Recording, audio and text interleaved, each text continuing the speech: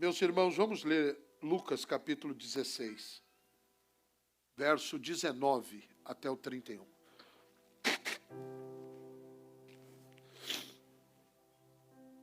Aleluia.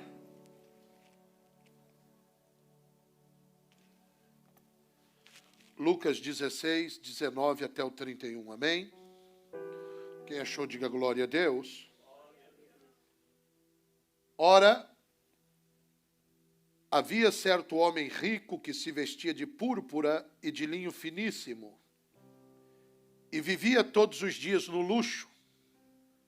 Havia também certo mendigo, chamado Lázaro, que estava coberto de feridas à porta daquele, e desejava alimentar-se com as migalhas que caíam da mesa do rico. Os próprios cães vinham lamber-lhe as feridas. Morreu o mendigo e foi levado pelos anjos para junto de Abraão. Morreu também o rico e foi sepultado. E no inferno, estando em tormentos, ergueu os olhos e viu ao longe a Abraão e a Lázaro junto dele. Então clamou: Pai Abraão, tem misericórdia de mim, e manda a Lázaro que molhe na água a ponta do seu dedo e me refresque a língua, porque estou atormentado nesta chama. Abraão, porém, respondeu: Filho, lembra-te de que recebeste os teus bens em tua vida, ao passo que Lázaro somente males. Mas agora ele é consolado e tu atormentado. Além disso, tem um grande abismo entre nós e vós, de modo que os que quisessem passar daqui para vós não poderiam, e nem os de lá passar para cá. E respondeu ele: Peço-te, ó Pai, que o mandes à casa de meu pai, porque eu tenho 5 irmãos, e que ele lhes dê testemunho a fim de que não venham também para este lugar de tormento. E disse-lhe Abraão: Tem Moisés e os profetas, ouçam-nos. Disse o rico: Não, pai Abraão, mas se algum dos mortos fossem ter com eles, se arrependeriam. E respondeu Abraão: Se não ouvem a Moisés e aos profetas, tampouco acreditarão, ainda que algum dos mortos volte à vida. Engraçado que ontem eu falei com a Márcia. Falei: Márcia, Deus não me deu a mensagem ainda. Me deu a mensagem. Deus às vezes me dá 3 dias antes, uma semana antes, e a mensagem não vinha. Eu providenciei alguma coisa. Quando foi hoje pela manhã eu recebi essa notícia, Deus me disse: pega aquela mensagem, ensina a igreja mais um pouquinho sobre a vida e a morte. Aí eu entendi. Meus amados irmãos, dobre atenção agora. Há uma coisa notável acerca dessa passagem nas Escrituras. É que essa passagem você vai ver que ela é de fácil entendimento. Facílimo. Nós podemos discordar dela, nós podemos negar a sua veracidade, e nós podemos até desprezar os seus ensinos. Mas somente uma pessoa tola não entenderia essa passagem de Jesus. O texto que nós lemos mostra uma coisa clara. Diga comigo: a vida é mais do que simplesmente viver. E a morte é mais do que simplesmente morrer. O texto que ora lemos mostra que a morte não é o fim das coisas. Existem muitas especulações sobre o que acontece depois da morte. Existe um profundo mistério acerca da morte. Milhares de pessoas buscam os terreiros de Umbanda, os médiuns, para tentar falar com os mortos. Mas, biblicamente, tudo isso é em vão. Jesus, nesse texto, abre as cortinas, levanta a ponta do véu e nos mostra o que vem depois da morte. O texto aqui mostra duas coisas que vêm depois da morte: céu ou inferno, nada mais. Diga comigo, céu ou inferno. A palavra no original usada aqui é Geena.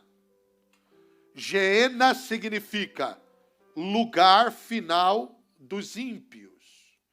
E essa palavra inferno vem do Vale dos Filhos de Inom, que a princípio era um lugar belo. Acas e Manassés queimaram crianças a Moloque ali.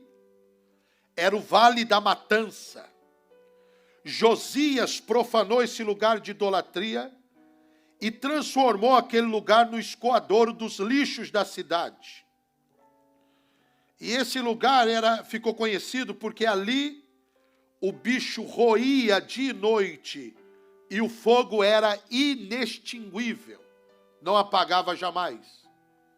Então o inferno é um local onde o bicho rói o tempo todo e o fogo, a chama, não apaga jamais. Os homens não gostam da doutrina do inferno, porque o inferno é um lugar de tormento eterno. Diga comigo, tormento eterno. É um lugar de trevas, é um lugar de choro e de ranger de dentes. Os mundanos fazem piada. E ele diz, eu não quero ir para o céu. Lá não vai ter cerveja, lá não vai ter festa, lá não vai ter balada, lá não vai ter meus amigos. E eles acham que no inferno vai ser lugar de festa. Mas a Bíblia diz que é um lugar de trevas. É um lugar de choro e de ranger de dentes. É um lugar onde o fogo não se apaga, onde o bicho não deixa de roer. Mas é pior do que isso. O inferno é um lugar de lembranças das oportunidades perdidas. É pior. É lugar de remorso acusador. E pior do que isso, o inferno é o lugar da separação eterna de Deus. Alguém aqui já viveu alguma vez, algum momento na sua vida espiritual que você não sentia Deus? É horrível, não é? Não sei se você já passou por isso. Você ir para a igreja e você não sentir Deus. Você orar e parece que o céu está fechado. Dá uma agonia na alma. É uma coisa terrível. Jesus disse, sem mim, nada podeis fazer. O inferno é o local da separação eterna de Deus. O homem sempre quis apagar as chamas do inferno e anular essa doutrina. E ele tenta fazer isso de várias formas. Primeiro, negando que haja pecado. Por quê? Se não há pecado, não há necessidade de castigo para ele. Se não há pecado, não tem necessidade de Salvador. Mas você sabe que o pecado acontece 24 horas por dia. Crimes, assalto, mentira, suborno, pensamentos horríveis. A segunda forma é achando que se existe um inferno, esse inferno é aqui na terra mesmo. É o que estamos vivendo. Mas a Bíblia diz, irmãos, que no inferno não vai ter igreja, não vai ter Bíblia, não vai ter música, não vai ter louvor, não vai ter alegria, não vai ter vida, não vai ter amor, não vai ter arrependimento, não vai ter flores, não vai ter água e nem filhos de Deus. Uma vez eu estava evangelizando moradores de rua, eu tinha um projeto chamado Anjos da Madrugada, e a gente ia toda sexta-feira dar comida e evangelizar mendigos na rua. E uma vez eu estava evangelizando um casal, e o rapaz olhou para mim e disse: para com isso, pastor. Que inferno, que história de inferno. Inferno é aqui mesmo. E eu perguntei ao Espírito Santo o que eu devia fazer. E o Espírito Santo falou assim para mim: pede esse isqueiro emprestado dele. Ele estava com um isqueiro de cigarro, de fumar. Eu falei: me empresta o isqueiro. Ele falou: para quê, pastor? Eu falei: empresta. Ele falou: não, pastor. Eu falei: empresta aqui o isqueiro, rapaz. Que conversa. Aí ele me deu assim, receoso, o isqueiro. Quando eu peguei o isqueiro, Deus falou para mim assim: agora mete fogo na mão dele. Aí eu falei: estende a mão. Aí ele estendeu a mão e eu, plá! Deus mandou, eu faço. Ele falou: tá maluco, pastor? Eu falei: que é isso, rapaz? Você está com medo de um foguinho desse aqui? Tá doido, pastor? Eu falei: varão, você está aqui, mas você está debaixo de uma cabaninha, está com a sua mulher do lado, está tomando uma cervejinha aí que eu estou vendo, está fumando um cigarro. Você está achando que no inferno vai ser isso? No inferno a chama vai ser de dia, mas você não tem medo, você não está preocupado. Deixa eu queimar um pouquinho, já vai acostumando.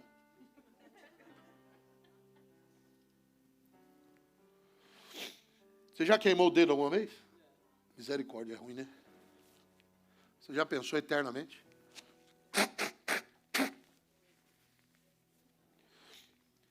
Outras pessoas querem aniquilar essa doutrina falando sobre a reencarnação. Mas veja o verso 31. Respondeu Abraão: se não houve Moisés e os profetas, tampouco acreditarão, ainda que algum dos mortos volte à vida. O texto deixa claro que os mortos não vão voltar à vida e não vão falar. Outros falam sobre o purgatório. Você vai para lá e ali vai purgar, ou seja, vai limpar, você vai ficar um tempo, e aí depois que você ficar bom, aí você vai para o céu. Mas essa foi a resposta da Igreja Católica para os filhos dos ricos. Você sabia disso, não? Então morria o filho de um fazendeiro milionário. Só que ele era um desgraçado. Adúltero, prostituto, bandido. Aí o padre não podia dizer que o menino ia para o inferno. Dizia: não, você faz uma boa oferta aqui e ele vai para o purgatório. Lá ele vai pagar um pouquinho, nós vamos purgar, vai limpar e depois ele vai para o céu. Aí aliviava o coração.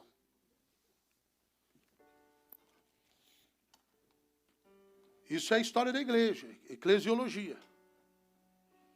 Só você estudar um pouquinho, você vai saber disso. Outros, mas olha o verso 26, o que diz. Além disso, verso 26, tem um grande abismo entre nós e vós, de sorte que, presta atenção aqui, porque um dia sua mãe, seu pai, sua tia vai vir com a conversa, você precisa saber de Bíblia. De sorte que os que quisessem passar daqui para lá não poderiam. E nem tampouco os de lá passar para cá. Em outras palavras, se quiser passar para o time de cá, é agora. Depois que morreu, ninguém purga e ninguém passa para lá e nem para cá. Ok?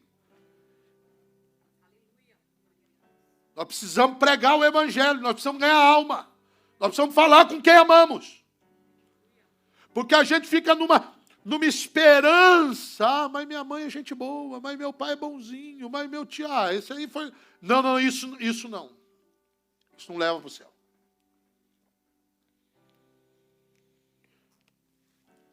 Outros dizem o seguinte, que depois que morre vai passar pelo sono da alma. Vai ficar dormindo lá, ou vai acontecer um aniquilamento, não vai ter mais nada. Mas olha o que diz o verso 23. Verso 23. E no inferno ergueu os olhos, estando em, e viu ao longe Abraão e Lázaro no seu seio. Então, não fica dormindo, querido, depois que morre. Não. Não fica dormindo. Preste atenção nisso. Quando a gente morre, no mesmo momento que você morreu, você passa a viver ou as bem-aventuranças eternas ou os castigos eternos. Na hora. Ok? Outra forma, eles dizem o seguinte: Deus é bom demais para punir alguém. Nós não nos precisamos preocupar com alguém. Mas essas respostas nem sempre aquietam a nossa alma. Nem a incredulidade, nem o desprezo podem apagar as chamas do inferno. Elas permanecem para sempre. Diga comigo, se eu acreditar, o inferno existe, o céu existe. Se eu não acreditar, o inferno existe, o céu existe. Simples assim. Eu não acredito em Deus. O problema é seu. Eu me chamo André. Se você acreditar, eu me chamo? E se você não acreditar? Simples assim. Agora escute. A ira de Deus contra o pecado tem que ser satisfeita em algum lugar, algum dia, de alguma forma. E quem mais falou sobre o inferno foi Jesus. Ou, se Jesus foi quem mais falou sobre o inferno, presta atenção. Então, irmão Rodrigo, ou o inferno é real, ou Jesus é um mentiroso. Você precisa escolher. Os dois não dá. E todos nós sabemos que Jesus é a verdade, o caminho e um aplauso a Jesus.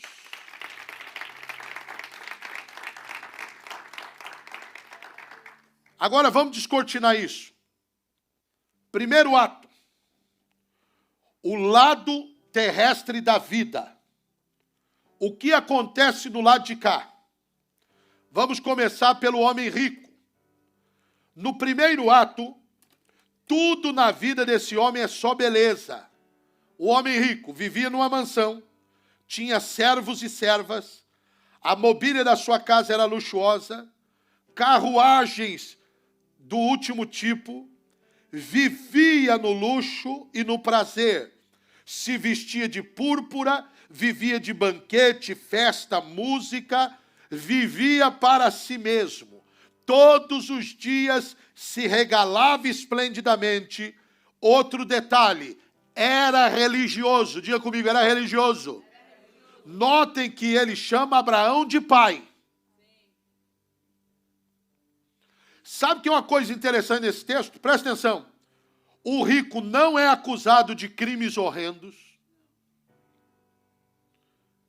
O rico não é taxado de caluniador, de fraudulento, de assassino, de adúltero, de bêbado, nem de imoral.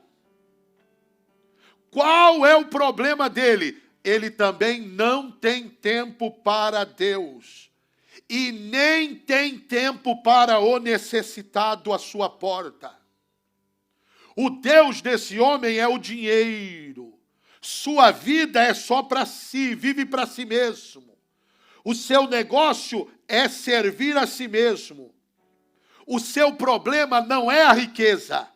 O problema dele é a riqueza sem Deus. Tudo está indo aparentemente bem na vida desse homem, até que um dia o homem rico ficou doente. Diga comigo, o homem rico ficou doente. Você já percebeu que a morte está constantemente procurando novas vítimas? Ela entra pela porta da frente da casa do homem rico, com as botas sujas de lama fresca. Enquanto ele estava assentado na mesa, farta, bebendo o vinho doce da vida, de repente a morte arranca o copo dos seus dedos, cheios de anéis, e lhe diz: hoje você vai morrer. E a Bíblia diz que ele morreu. Agora olha o funeral. Todos os parentes estão lá, muitos amigos, as autoridades da cidade foram dar o último adeus, porque ele era um ilustre cidadão, políticos discursaram ao lado do caixão, elogios foram ditos ao morto, havia flores por toda parte, toda a mortuária enfeitada e cheia de riqueza, funeral cheio de pompa, cerimônia religiosa. Agora todos dizem, você já viu essa cena? Descansou. Descansou. E depois que morre, todo mundo fica bom. Você já percebeu isso? Mas não se esqueça, esse é apenas um lado da história. Hoje nós vamos ver o outro lado. Agora Lázaro. O texto diz, no verso 20 e 21, que Lázaro morreu. E nós não gostamos de ficar observando essa cena. Porque basta saber que um dia um mendigo também acabou morrendo. A morte também veio para ele, vem para o rico e vem para o pobre.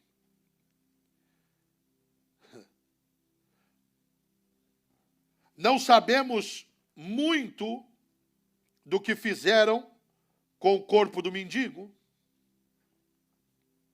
Ele não tinha amigos, não tinha cortejo, não tinha flores, não tinha hinos, não teve cerimônia fúnebre, porque ninguém se importava com ele. Talvez os próprios cães do Oriente foram seus agentes funerários. A gente olha para essa cena e diz, que tragédia. Mas aqui nós estamos vendo só um lado da história também. Agora Jesus vai mostrar para nós que a vida depois da morte é real e que a sepultura não é o nosso ponto final. Vamos para o segundo ato, então. O que acontece depois da morte? No primeiro, o lado terrestre das vidas. Um era rico, extremamente rico, o outro era extremamente pobre. Um sentava-se na mesa farta, o outro ficava mendigando na porta do rico, querendo uma migalha. Um é atraente pela sua riqueza, o outro é repulsivo pela miséria extrema.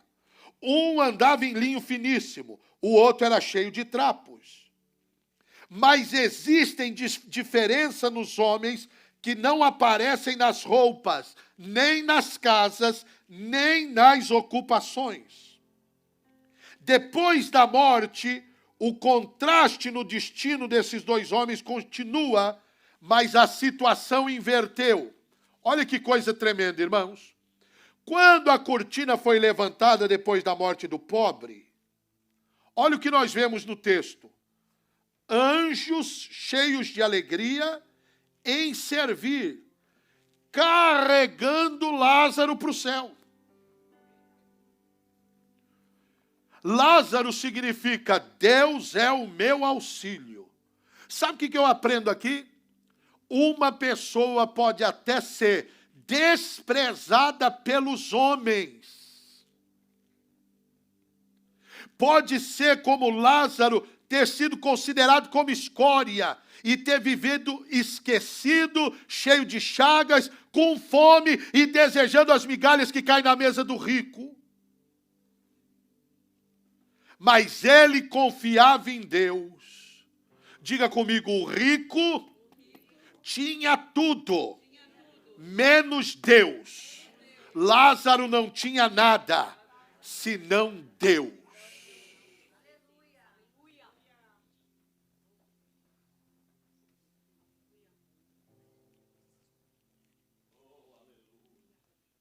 Aleluia.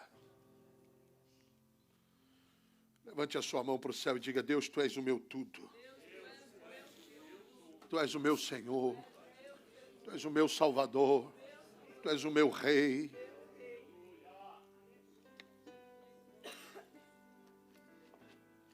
Às vezes nós somos tão ricos e não sabemos.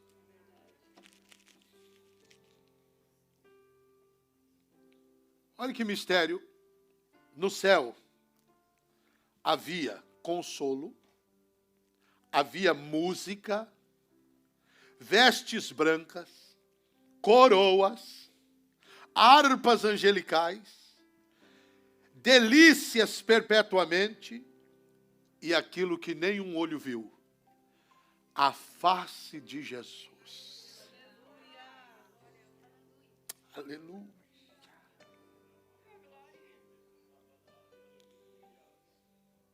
Sabe o que eu aprendo aqui? Meus irmãos, quão cedo, quão rapidamente Lázaro se esqueceu de toda a sua vida miserável quando ele adentrou os céus. Ele se esqueceu da fome, dos cães, das noites frias e do homem rico que o deixou na miséria. Ele, afinal, foi confortado. Você sabia que quando a gente morre, só as boas lembranças sobem?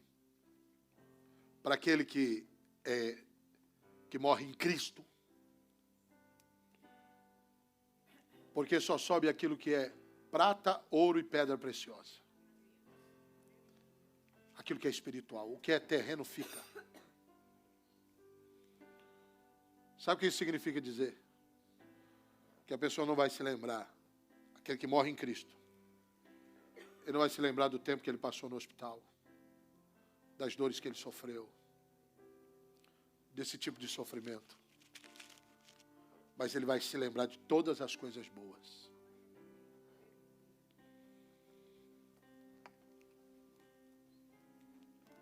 Agora olha o homem rico, irmãos. Aquele que viveu aqui sem Deus. E note que o problema aqui não era ele ser rico. O problema daqui era ele não ter Deus. Você conhece alguém assim? Que está vivendo sem Deus? Aqui ele viveu sem Deus. E depois da morte, quando ele abriu os olhos, ele estava no lar dos desesperados. O mendigo repousou no seio de Abraão. O rico não teve repouso nenhum. Pois como é possível descansar no inferno? Veja o que está escrito em Hebreus, capítulo 9, verso 27. Coloque aí para mim, por gentileza. Hebreus 9, 27 diz assim: e assim está ordenado, repita comigo, e assim está ordenado aos homens morrerem uma só vez.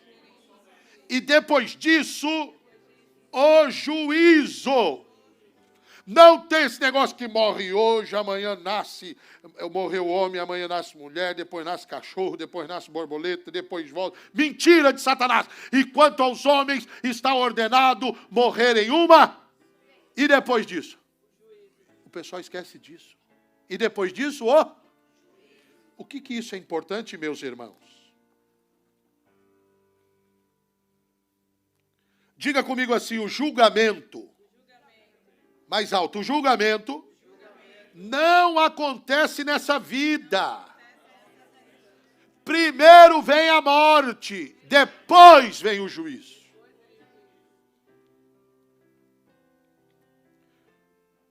Quando nós transgredimos a lei da natureza, nós sofremos imediatamente. Por exemplo, você põe a mão no fogo, você sente na hora, sim ou não?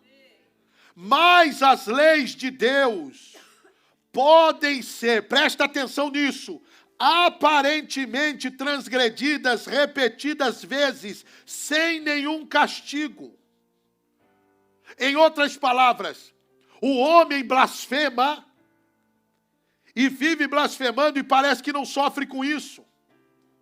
Você vê homens roubando, políticos roubando e parece se vangloriar que estão vivendo melhor do que aquele que não rouba. Você já viu isso ou não? Aquele que vive na impureza pode achar que isso é que é vida, mas as Escrituras não dizem que toda vez que pecamos, Deus envia um anjo com uma vara de ferro para nos bater ou para nos punir. Mas a Bíblia diz que Deus marcou um dia em que Ele vai julgar todos os homens. Coloque aí para mim, por gentileza, Atos 17, verso 31. E nesse dia, meus irmãos, Deus vai julgar todos os homens e eles não vão poder fugir e nem subornar o tribunal de Deus. Porque esse juiz é incorruptível. Ali todo político, todo grande, todo poderoso, todo perseguidor vai ter que se dobrar diante dele e vai dizer: Jesus é o Senhor. Todo joelho se dobrará, todo joelho se dobrará, toda língua confessará. Ali o dinheiro da corrupção não vai corromper, e o Senhor vai olhar nos olhos dele e vai dizer: apartai-vos de mim, vós que praticais a iniquidade, vocês que roubaram o dinheiro dos hospitais, vocês que roubaram o dinheiro das crianças, vocês que fizeram o mal, vocês que viveram enganando, vocês que compraram e subornaram os juízes. A mim você não suborna, o seu dinheiro aqui não vale nada, vocês vão para o inferno. Esse juiz é justo, é fiel e incorruptível. O dia já está marcado, a hora já está marcada, e todo homem terá que prestar conta diante de Deus. Por isso que Jesus diz: não sintam inveja dos homens malfeitores, nem dos que praticam iniquidade, porque eles são como a verdura. Hoje vocês veem eles bonitos e opulentos, mas lá vocês vão ver eles queimando no fogo. Por isso que Jesus disse: quem está santo, santifique-se mais. Quem está limpo, limpe-se mais. E quem está sujo, suje-se mais. Mas não se esqueça, há caminhos que aos olhos dos homens parecem bom, mas o seu final é caminho de morte.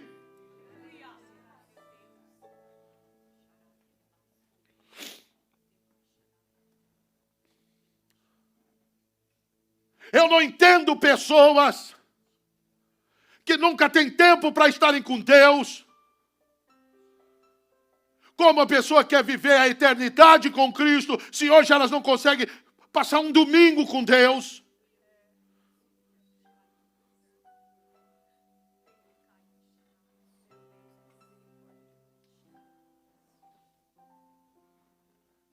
Olha o que diz Atos 17, 31.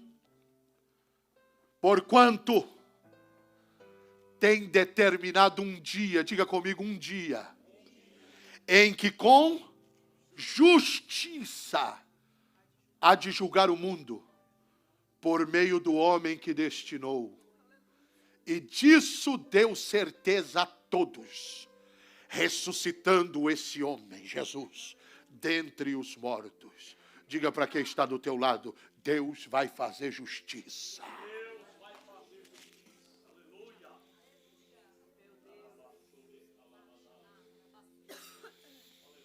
Naquele dia terrível, no dia do juízo, eles vão dar conta por cada palavra que proferiram, por cada ação. Tudo está registrado nos livros de Deus, cada pensamento, cada intenção. Naquele dia, os livros serão abertos, será o dia do juízo final. Eu estou partindo aqui para o final. Isso aqui é muito importante, irmãos, nós entendermos. Note uma coisa. O homem rico, diga comigo isso para você não esquecer. O homem rico não despertou santo.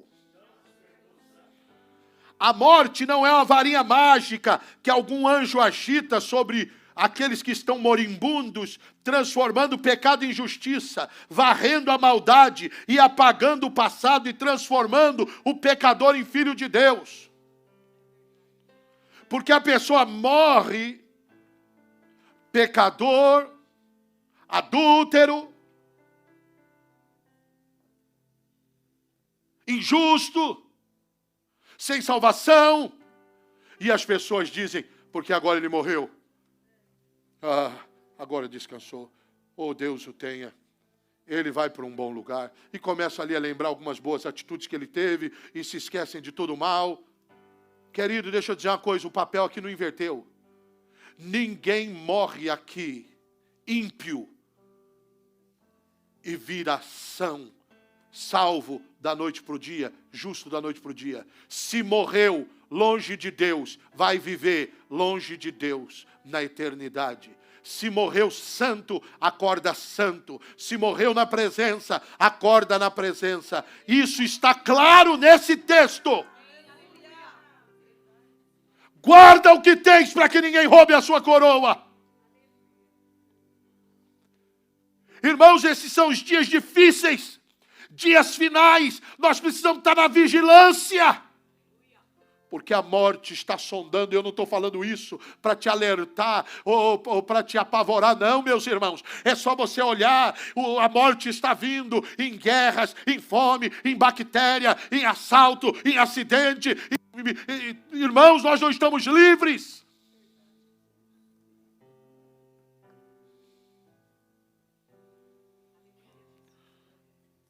Hoje a igreja tem muito medo do anticristo. Eles ficam perguntando o tempo inteiro, será que esse chip já é a marca da besta? Será que o anticristo já está entre nós? Deixa eu dizer uma coisa para você, guarde bem o que eu vou te dizer. Só existe uma forma de nós ficarmos livres do anticristo e de todo o projeto de Satanás, é estando em Cristo. Se você está em Cristo, aquele que habita no esconderijo do Altíssimo, a sombra do Onipotente descansará.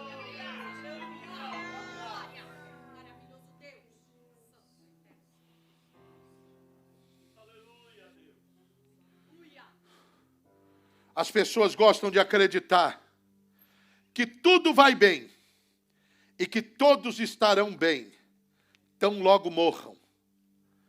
Mas a verdade é que as identidades não se alteram com a morte. Notem, irmãos, que não foi outro homem que despertou na eternidade, foi o mesmo. Foi o mesmo. E despertou para saber que, verso 23, o inferno é lugar de tormentos. Coloca para mim, por favor. Lucas 16, 23. E no inferno, ergueu os olhos, estando em... Lá ele descobriu que inferno é lugar de tormento. Parte B. Ele descobriu que o inferno é um lugar onde se vê o gozo do céu. Ele ergueu os olhos e viu ao longe Abraão e viu Lázaro junto de Abraão. Já pensou? A pessoa no inferno vendo o outro gozando das bem-aventuranças. Terceiro, no verso 24 e 25, ele despertou para saber que o inferno é um lugar onde não existe consolo. Verso 24, então ele clamou, Pai Abraão, tem misericórdia de mim, manda Lázaro que molhe na água a ponta do seu dedo e me refresque a língua, porque estou atormentado nessa chama. As pessoas sempre acham que vai ter uma nova oportunidade. Abraão, porém, respondeu, filho, lembra-te que recebeste teus bens em vida, ao passo que Lázaro somente males, mas agora ele é consolado e você é atormentado e vai ficar atormentado.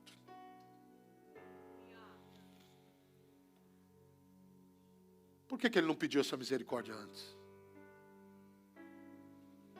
Verso 26. Diga comigo, o inferno é um lugar onde não se pode sair. O verso 26 é muito forte. E além disso, está posto um grande abismo entre vós e nós. De sorte que os que quisessem passar daqui para lá não poderiam, e nem tão pouco os de lá passar para cá. Verso 27 me dá uma angústia no peito. O inferno é um lugar onde o pedido de socorro não é atendido. Olha o verso 27. Peço-te, ó Pai, que o mandes à casa do meu pai. Ele pede socorro, mas ele não é atendido. O inferno é um lugar de lembranças amargas. Olha o verso 27, nós já lemos o 28.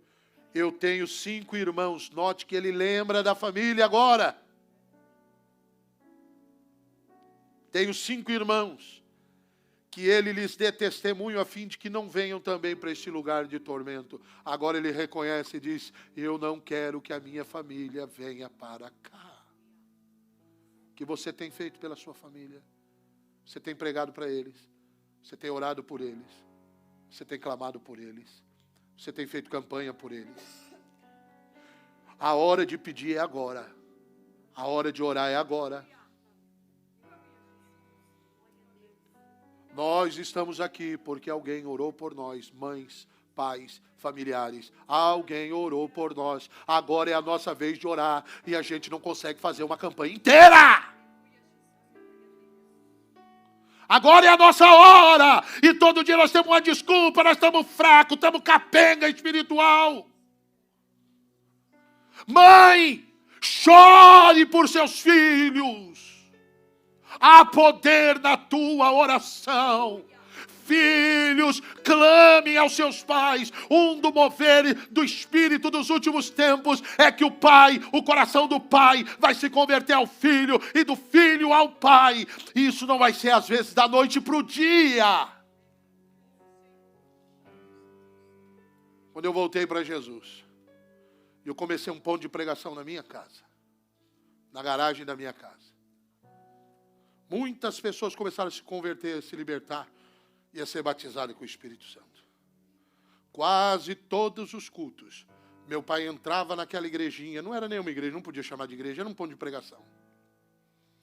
Mas Deus operava ali. Meu pai entrava ali bêbado e falava: vocês estão acreditando nele? Isso é tudo mentira o que ele está falando, ele é doido. E aquilo doía a minha alma. Eu dizia: meu Deus, Jesus me libertou das drogas, Jesus me libertou da morte, e meu pai não enxerga. E eu clamei e preguei e orei por ele durante anos e anos e anos e anos. E parecia que a minha oração era completamente em vão. Porque às vezes parece que você ora, fala, e parece que está vindo numa pedra bruta e que não entra. Antes de eu vir para os Estados Unidos, meu pai me procurou e disse: eu tomei uma decisão. Eu quero fazer as aulas de batismo e gostaria que você me batizasse nas águas. Aleluia. Antes de vir para cá, uma semana antes, nós batizamos ele nas águas. Foi a última vez que nós nos vimos pessoalmente. Agora é só no céu. Quando eu me converti, minha avó católica. O padre fazia festa lá na casa dela, com missa, com imagem de escultura e tudo. Eu ia dormir lá. E eu, no primeiro amor, cheio de Deus, jejum, oração, e eu via aquela montoeira de imagem de escultura e aquilo me ofendia, num tanto. E eu olhava para aquelas imagens olhavam para mim. E eu falava: você vai sair daí. Mas eu não podia tirar, não é assim que se faz. As armas da nossa milícia não são carnais, são espirituais. Quando todo mundo ia dormir, eu ia com a minha mão cheia de óleo ungido e colocava a mão por trás daquelas esculturas e orava. E dizia: caia por terra todo espírito de idolatria, caia por terra em nome de Jesus. Eu declaro a conversão da minha avó. Um dia ela me chamou, aceitou Jesus, eu batizei ela nas águas. Ela disse: você pode retirar aquelas imagens que estão lá, porque agora eu não adoro mais a santo, eu adoro ao santo dos santos, o rei dos reis.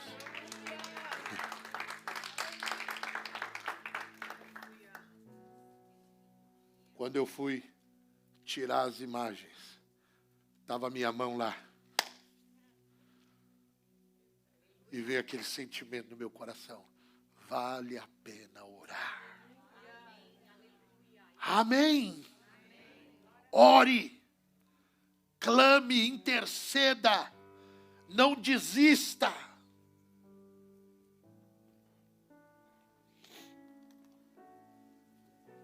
E eu termino a minha participação.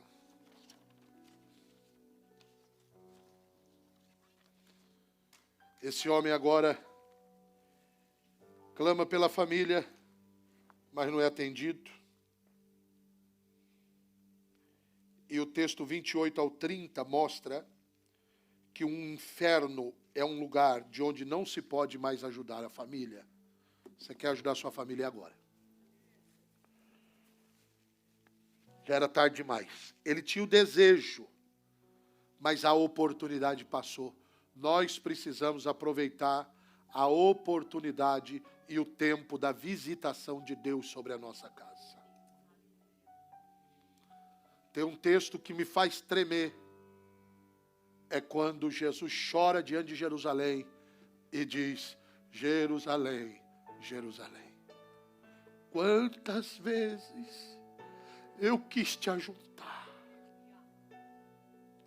como uma galinha protege os seus pintainhos, mas você não quis. Perdeste o tempo da tua visitação. Fala para o teu irmão que está do teu lado: não perca o tempo da visitação de Deus. Um dia nós vamos sentir saudade desse escuto aqui. Escute o que eu estou falando para vocês. Um dia nós vamos sentir saudade dessas vigílias. Escute o que eu estou falando a vocês. Não perca o tempo da visitação de Deus. Notem que ele não ignorava o caminho da salvação. Ele sabia que os seus 5 irmãos precisavam de alguém que pregasse a salvação para eles. Ele perdeu a oportunidade, perdeu a sua alma e perdeu a oportunidade de ajudar a família. Talvez porque ele foi omisso, covarde, tinha medo do que a família pudesse pensar, caso ele se voltasse para Deus. Mas agora ele não tem mais medo, por causa da sua posição de rico.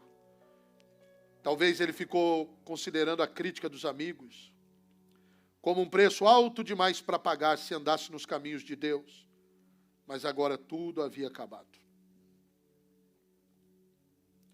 Irmãos, não há poder que nos salve depois da morte. O grito, tem misericórdia de mim, obteve uma única resposta. Ele gritou, tem misericórdia de mim. E a resposta foi uma só. Filho, lembra-te. Lembra-te. O abismo já estava fixado. Os limites estabelecidos. O destino determinado. O que é a eternidade, meus irmãos?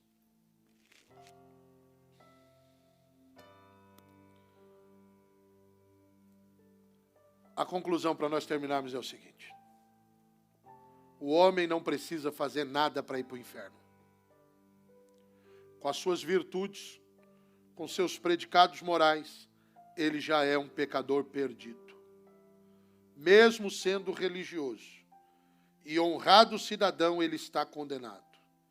Se não crer em Jesus, já está condenado. Não é preciso roubar, nem matar, nem adulterar. A Bíblia diz: todos pecaram e destituídos estão da glória de Deus. Mas para ir para o céu é preciso nascer de novo, crer em Cristo Jesus como Senhor e Salvador. Atos capítulo 4, verso 12. Vamos ler esses 3 versículos e eu oro por você. Atos 4, 12. Aleluia! Guarde esse versículo. E em nenhum outro há salvação. Repita isso: em nenhum outro há salvação. Não é em Buda, não é em Allan Kardec, não é no santo, não é na santa. Em nenhum outro há salvação. Porque também debaixo do céu nenhum outro nome há dado entre os homens, pelo qual devamos ser salvos. João 14, 6 diz: e disse Jesus, eu sou o caminho, a verdade e a vida. E ninguém vem ao Pai, senão por... Não tem esse negócio que pede para a mãe que o filho ouve. Não, não, não. É por Jesus. João 5:24.